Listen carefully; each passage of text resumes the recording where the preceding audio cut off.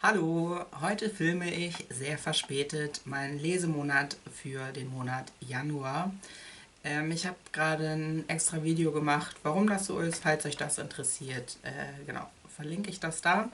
Jetzt will ich einfach nur die 6 Bücher, die ich im Januar beendet habe, euch vorstellen. Anfang Januar war ich leider krank und konnte deswegen nicht so gut Bücher hören oder auch halten. Deswegen habe ich lieber Hörbücher gehört. Wenn ich in diesem Zustand bin, höre ich meistens Harry Potter oder ähnliche Bücher, einfach Jugendbücher, die ich schon sehr oft gelesen habe. In der Woche habe ich zum Glück herausgefunden, dass es Binti auch für mich zugreifbar als Hörbuch gibt. Binti, also den ersten Teil von der gleichnamigen Trilogie. Die Trilogie habe ich schon mehrmals gelesen und sie gefällt mir sehr, sehr gut. Im ersten Teil geht es um Binti, die als erste aus ihrem Dorf ihren Heimatplaneten verlässt, um an einer Universität zu studieren. Jedes Mal, wenn ich die Bücher lese, fällt mir etwas Neues auf. Dieses Mal zum Beispiel habe ich mehr Beachtung den Beziehungen geschenkt, die sie mit anderen zukünftigen Studierenden von ihrer Uni auf dem Raumschiff hat. Die habe ich sonst immer irgendwie gar nicht so richtig wahrgenommen. Diesmal fand ich das sehr interessant, wie sich das entwickelt. Dann habe ich das Buch Drei Cousinen von Patricia Grace beendet. Das Buch habe ich durch Zufall gefunden. Ich kannte die Autorin nicht. Im Nachhinein habe ich festgestellt, dass sie eine sehr bekannte, preisgekrönte neuseeländische Autorin ist. Das Buch erzählt von den Leben von 3 Maori-Mädchen, die zu Frauen werden, die sehr, sehr unterschiedliche Leben führen. Also sind Cousinen und sie treffen sich in ihrer Kindheit einmal für kurze Zeit, aber ihre Leben entwickeln sich komplett unterschiedlich. Es gibt eine, die in einem christlichen Internat aufwächst und dort komplett von ihrer Familie isoliert wird und auch generell von allem, was mit Maori zu tun hat.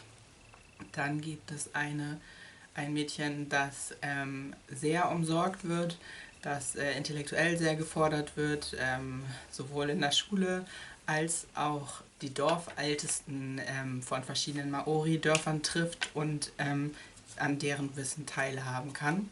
Und dann gibt es ein Mädchen, das die älteste Tochter in einem sehr großen, armen Haushalt ist, die schon sehr früh anfangen musste, einfach genau den Haushalt zu unterstützen. Und ich fand alle 3 Geschichten oder Leben super interessant. Etwas zum Ende hin wird eine Person davon eine Aktivistin für die Rechte von Maori.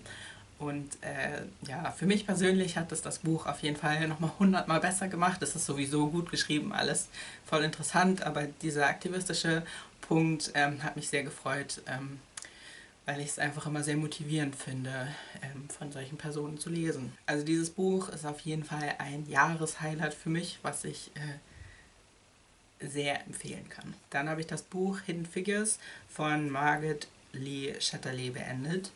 Das ist ein biografisches Buch, in dem es um die schwarzen Frauen bei NASA geht.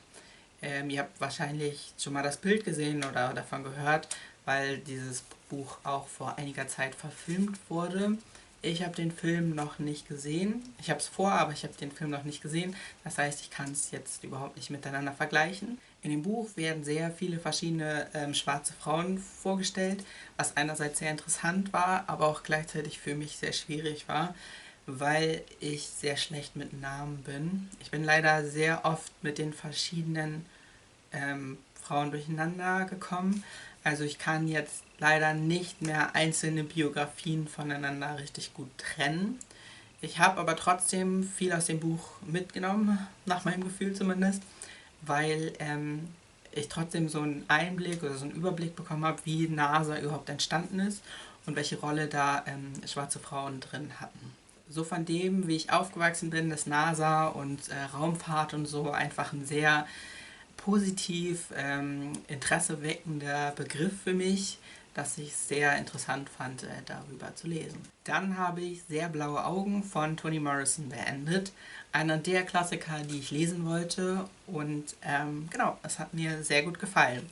Es geht in dem Buch um Kindesmissbrauch innerhalb einer Familie und den Umgang vom Umfeld, also vom sozialen Umfeld damit. Wie der Titel des Buches ja mindestens andeutet, geht es auch darum, welche Rolle Rassismus spielt oder wie Rassismus das beeinflusst, besonders internalisierter Rassismus. Also ein sehr schweres Thema, wie ja häufiger bei Toni Morrison. Beim Verdauen oder genau Aufnehmen dieser Geschichte hat mir auf jeden Fall geholfen, dass die ganze Geschichte aus der Perspektive von einer Nachbarin erzählt wird. Die Nachbarin war damals, also sie erzählt es rückblickend, damals als es passiert ist, war die Nachbarin ungefähr in dem gleichen Alter wie die Betroffene. Genau, das heißt, sie hat es als Kind erlebt. Und auch dadurch wird das Ganze so ein bisschen distanzierter erzählt. Ich fand die Geschichte auf jeden Fall sehr interessant und sehr bewegend. Dann habe ich das Buch Patinat, was ich liebe und was ich hasse von Jason Reynolds gelesen. Das ist der zweite Teil in einer Jugendbuchreihe, die in jedem Teil die Geschichte von einem anderen Jugendlichen erzählt, die alle Teil von einem Laufteam sind. Das Buch habe ich Buddy gelesen, quasi mit Shannon von That's So Poe. Und das war eine sehr gute Erfahrung. Dadurch habe ich auf jeden Fall mir mehr Zeit für das Buch genommen als zum Beispiel für den ersten Teil dieser Reihe. Und das Video von ihr zu diesem Buch finde ich auch sehr gelungen. Also viel, was sie darin sagt, sehe ich genauso. Deswegen werde ich das Video hier auf jeden Fall verlinken. Ich versuche es kurz auch selber zusammenzufassen. Es geht um Patinat, deren Vater vor wenigen Jahren verstorben ist und deren Mutter Diabetes hat und im Zuge dessen auch beide Beine amputiert bekommen hat. Deswegen wohnt sie jetzt nicht mehr bei ihrer Mutter, sondern ihr Onkel und ihre Tante haben sie aufgenommen, also sie und ihre kleine Schwester. Das Buch startet damit, dass Patinat ihrer Schwester die Haare flechtet und sie sagt, dass sie das jede Woche macht, weil ihre weiße Tante das halt nicht kann. Genau, sie übernimmt also sehr viel Sorgearbeit für ihre kleine Schwester. Worum es in diesem Buch viel geht und was mir sehr gut gefallen hat, ist, wie sich ihre Beziehung zu den verschiedenen Menschen ändert, wie sie auch wieder Menschen an sich heranlässt. Was mir nicht so gut gefallen hat, ist die ableistische Darstellung von der Mutter. Also im Gegensatz zu quasi allen anderen Figuren in der Geschichte hat sie kaum eigenen Handlungswillen, also keine eigene Agenda wirklich. Ihre Behinderung ist wichtig für die Geschichte, aber sie erlebt keine wirkliche Veränderung quasi, was sonst viele Leute in diesem Buch tun.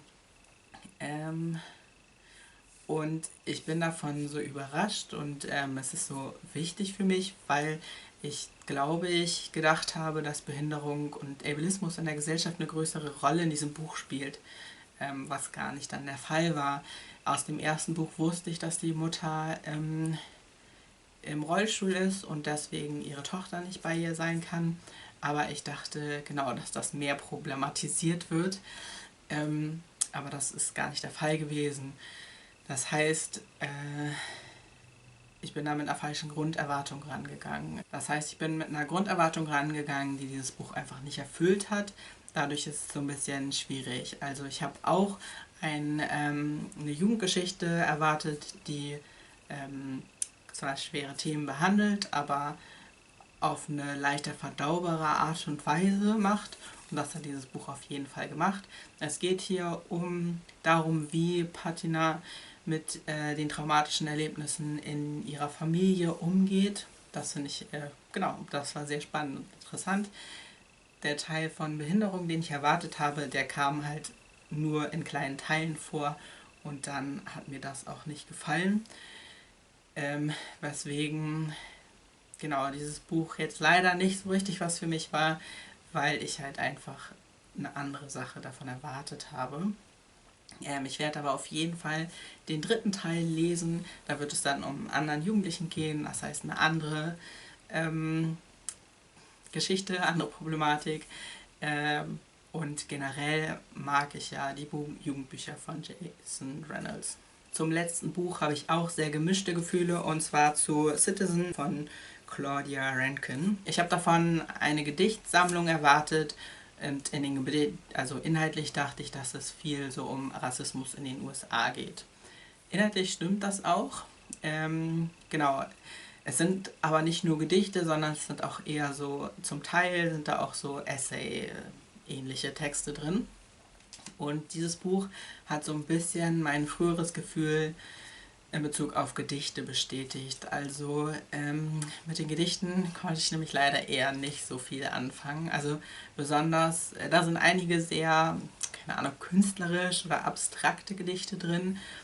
Und die habe ich nicht so richtig verstanden oft oder so kein Gefühl dafür entwickeln können. Überraschenderweise gab es diese Essay-Texte und die fand ich ziemlich interessant, und das hat so ein paar Aspekte mit reingebracht, die mir neu waren. Das waren die Bücher, die ich im Januar gelesen habe. Wenn ihr noch Fragen zu den Büchern habt, stellt sie mir gerne. Ich versuche sie zu beantworten. Es ist schon ein bisschen her, dass ich sie gelesen habe, aber ich erinnere mich noch an mehr, als ich jetzt gesagt habe. Wenn ihr die Bücher auch gelesen habt, dann würde mich auf jeden Fall interessieren, was ihr von denen gehalten habt, was euch daran gefallen hat, was euch daran nicht so gut gefallen hat, ob ihr noch weitere Bücher von den AutorInnen gelesen habt, die ihr vielleicht empfehlen könnt, oder ob ihr da ähnliche Themen drin gefunden habt. Und generell bin ich auf jeden Fall immer an Buchempfehlungen interessiert. Damit war's das. Bis bald!